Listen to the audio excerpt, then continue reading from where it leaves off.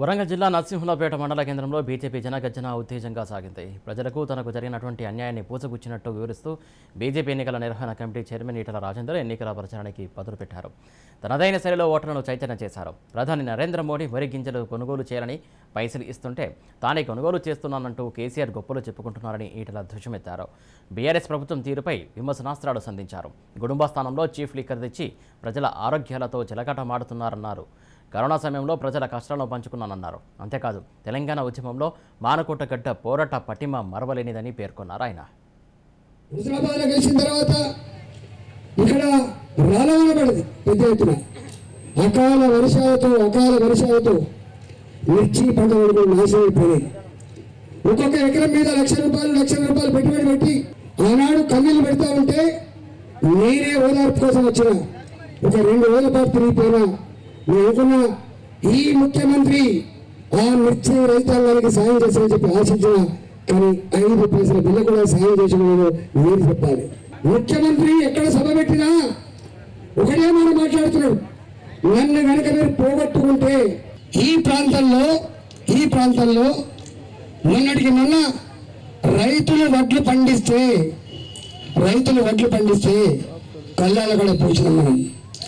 20 రోజులైనా 30 రోజులైనా ఎండకు ఎండినాయి, వర్షానికి తడిసినాయి, మొలకలు వచ్చినాయి, రంగు మారింది.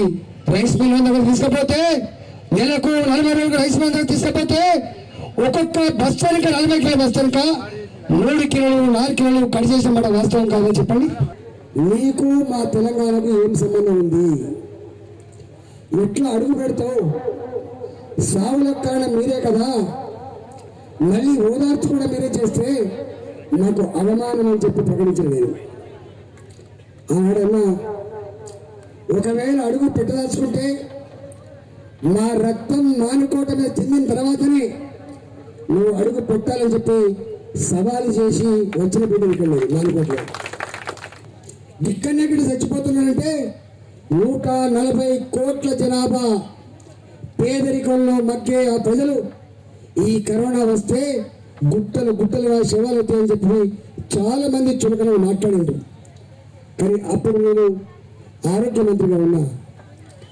ఆనాడు ఆరోగ్య మంత్రిగా ఉన్నా మేము ఒకటే స్టేట్మెంట్ ఇచ్చినాం, ఈ రోగానికి మందు లేదు, ఈ రోగానికి ఇంకా వ్యాక్సిన్ రాలే, ఈ రోగానికి ఉండే ఏకైక మందు ధైర్యం మాత్రమే చెప్పి ప్రకటించిన బిడ్డ ఈ బిడ్డ గుర్తుపెట్టు. కేసీఆర్ పోతే రేపు మీ ఆశీర్వాదంతో మేము వస్తే ఒక గింజ కూడా తరుగు లేకుండా ప్రతి గింజను కూడా కొనే జిమ్మదార్ మాది అని చెప్పి హామీ ఇచ్చిపోతున్నాం. కేసీఆర్ పోతే ఏమొస్తుంది? కేసీఆర్ ఓడిపోతే ఇక ఈ పీడపోతే అని చెప్పి హామీ ఇచ్చిపోతున్నాం. నేను అంటున్నామా, ఆనాడు ఎంత మాట చెప్పిండు, గిరిజన గూడాలలో గుడంబ రాజ్యం వెళ్తుందని చెప్పిండు. గుడంబ తాగి మనుషులు చచ్చిపోతున్నారని చెప్పిన వాళ్ళు ఎవరు? కేసీఆర్ కాదా? హుజరాబాద్ గెలిచిన తర్వాత ఇక్కడ రాలవన పడింది పెద్ద ఎత్తున అకాల వర్షాలతో మిర్చి పంట నాశనం అయిపోయినాయి. ఒక్కొక్క ఎకరం మీద లక్ష